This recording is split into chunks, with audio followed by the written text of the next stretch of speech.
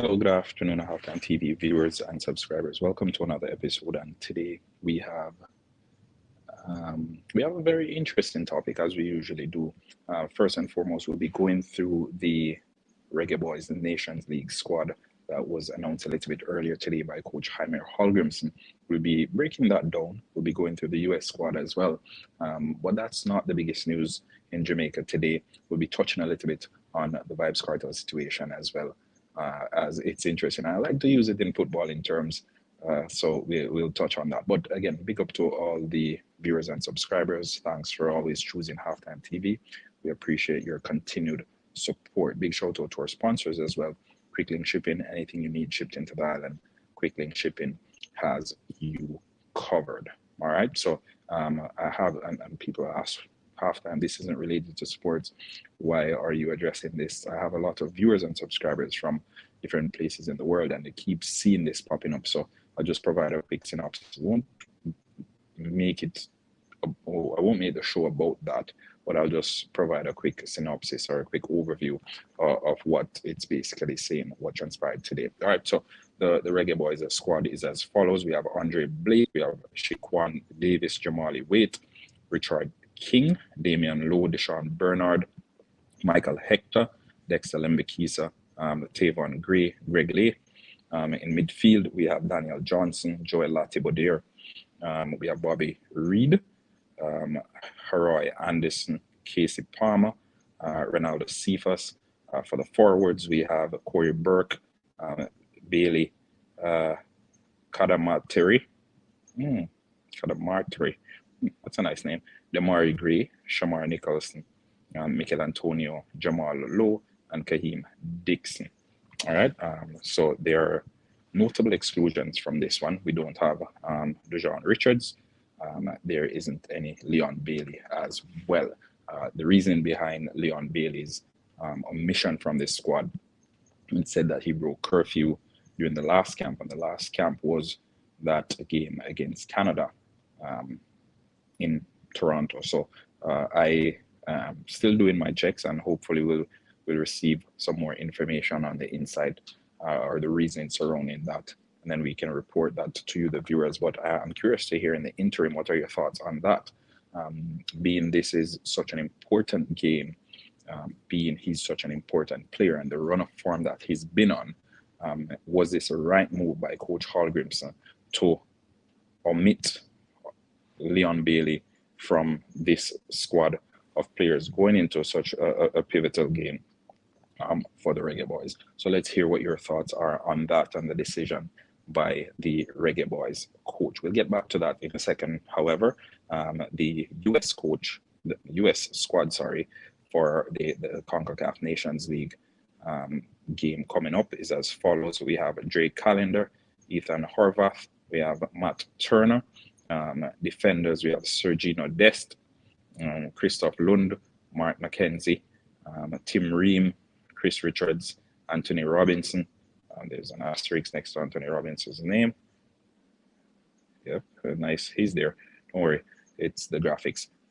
We have Miles Robinson, Joe Scally, Tyler Adams in midfield, John Cardosa, Luca Della Torre, Weston McKinney, Yunus Musa, Gio Reyna. And for the forwards, we have Florian Balogun, we have Richard Pepe, Christian Pulisic, Josh Sargent, Malik Tillman, and Tim Weah. All right, so let's hear what are your thoughts on that. Do you think this Reggae Boys squad that we just named, do they have enough in the tank to get past this US team? And remember, this game is being played in the United States. It's actually being played in Dallas in a couple of days' time. So we'll be keeping an eye out for that. But I think Leon Bailey being included in the national team for this specific game was something that everyone was looking forward to seeing. And I know his performance during the last game against Canada wasn't the greatest. However, in the absence of Damari Gray, we were definitely expecting to see Leon Bailey as a part of the setup. But again, that's me. I think the coach may want to send a message that no one is bigger than the team, and the curfew applies to everyone. After the game, against Canada, a couple of the players they went out for a night out, and it's customary. It was a big game.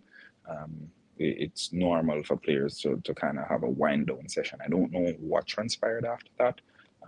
I was at the hotel until maybe 1:30 a.m. A couple of the players they went out for a night out. Again, I don't know what the curfew stipulations are, so I won't speak to it. But I think the reasoning behind Coach Hallgrimsson's decision is to ensure that everyone is kept in line and everyone knows that his decision is when he says something or the rules that he lays down, he stands by them, and he has to make an example. I think Leon Bailey is being used as an example in this particular situation. Again, the caliber player he is, what he would have meant to the team. His stance in this Reggae Boys team as well, and the punishment that's been handed down to him, or the repercussions of his actions, it's showing that the coach is a no-nonsense person, and he wants that to be an example set for the rest of the players, both the younger players, the likes of Kaheem Dixon, who are just coming into the fray, Dejon Richards, among the others as well, who have been there or thereabout for a minute. So we'll keep an eye on that. We'll see how that plays out. Hopefully I'll be able to attend the game later on in the week in Texas, but we will still monitor the situation, and we'll still keep an eye out for any changes that may come up as a result on that particular situation. But again, some positives to take away from the situation. I think Casey Palmer, him being included in the team is a massive plus. I think he's been playing exceptional for his club. He's looked very promising this season, and he's one of those players who he has a vision, but he can also get the ball in the back of the net. So that's good to see. I think, Demari Gray is here. Yeah, Demari Gray is included. Demari Gray, Shamar Nicholson, both included in the squad. All right. So, again, keeping an eye on that, because I don't think they'll be able to play. But, again, they're included in the squad, maybe for moral support. So, continuing, it's good to see Kaheem Dixon as well, young Kaheem Dixon. Hopefully, he'll get an opportunity to showcase what he can do.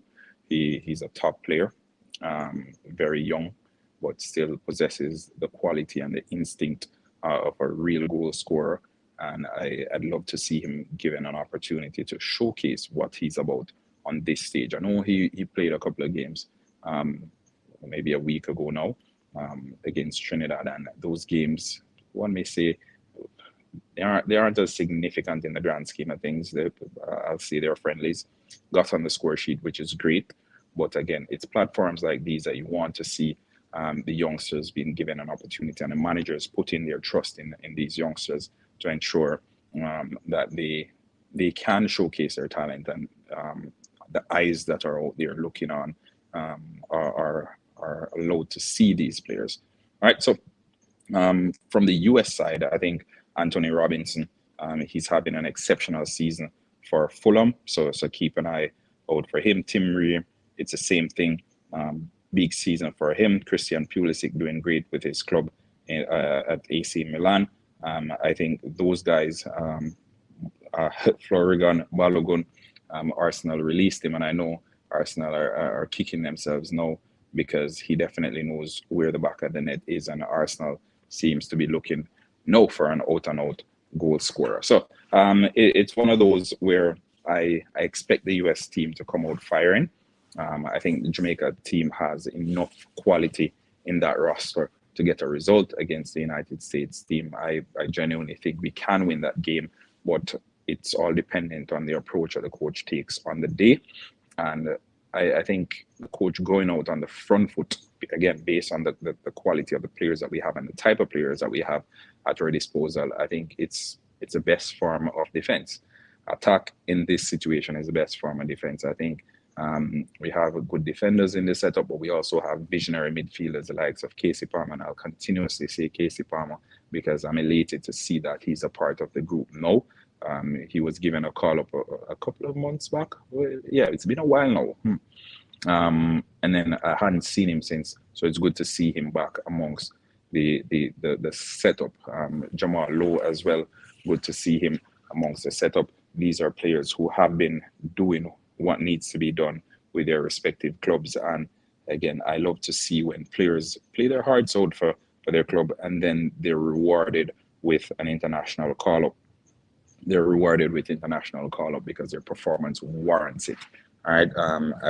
I think one of my problems, and I'll drift a little bit from the topic. One of my problems with Gareth Southgate and the England team is the likes of James Ward-Prowse, magnificent player. He plays with his heart on his sleeve. He's constantly giving 110% for his club, and we constantly see players like Calvin Phillips being selected over him. So it's things like that that I think demotivates players, because then they're asking the question, what more do I need to do to be considered for a national call-up? And most of these players, they just want to represent their country.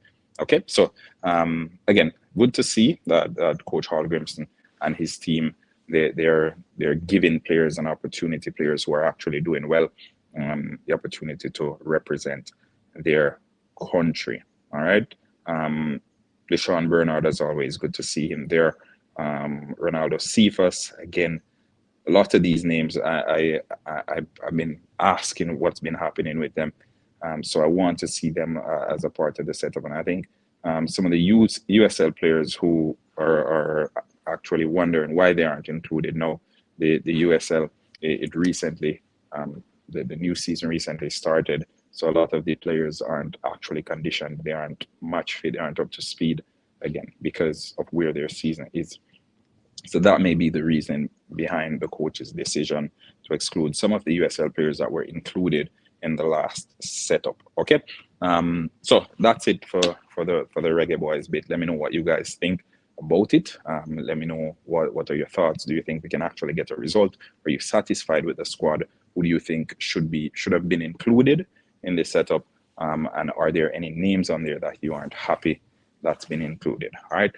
Over to the Vibes Cartel situation, because today was a big day for Jamaica, because whereas the sports fan, or actually some of the sports fans, were waiting for the press conference with Coach Hall Grimson and them to release the name of the players, I think 95% of Jamaica was waiting on the verdict for Vibes Cartel. And the surprising thing is both the reading of the squad and the reading of Vibes Cartel's hearing, both of them happened at the same time. Both of them happened at the same time. So it's kind of like prioritizing prioritizing what matters most on the day. Okay, so in a nutshell, Cartel played a game. The game ended 2-1. The referee, quite frankly, decided to award a penalty, and as a result, Cartel lost 2-1. Cartel went to the FA, as they'd say, and the FA said, all right, I don't think the referee should have awarded that penalty, and as such, we're going to award a rematch, or we're going to request a rematch. So, quite frankly, the best decision is we're either going to overturn the 2-1 that was provided. We're going to leave it to them to decide if they're going to overturn that 2-1, or they're going to play the match over with the same refereeing committee. So, make of it what you will, but that's where it's heading right now. But back to the football, I think the winners and losers from this situation, winners from today, Vibes Cartel may consider himself a winner. Losers, Jamaican football fans, because Leon Bailey, right now, one of the most informed players around Europe, he's been excluded from the Jamaican national team because, in my opinion, Coach Jaime Hall Grimson is using him as an example. I think if he broke curfew, he broke curfew, and people love to say no player is bigger than the team. But I think for something like breaking curfew, it's in the grand scheme of things and the context. How important is this game? How important is Leon Bailey to the team as well? And again, I'll leave it to you guys to decipher what do you think this message is, or what this decision from the coach is is saying to us, the Jamaican football fans. All right. So that's all from me for today. Let's hear what you guys have to say. Remember, smash the like button, subscribe to Halftime TV if you haven't yet done so. Leave your comments in the comment section below and share your thoughts. Let's hear it. Until next time, peace out.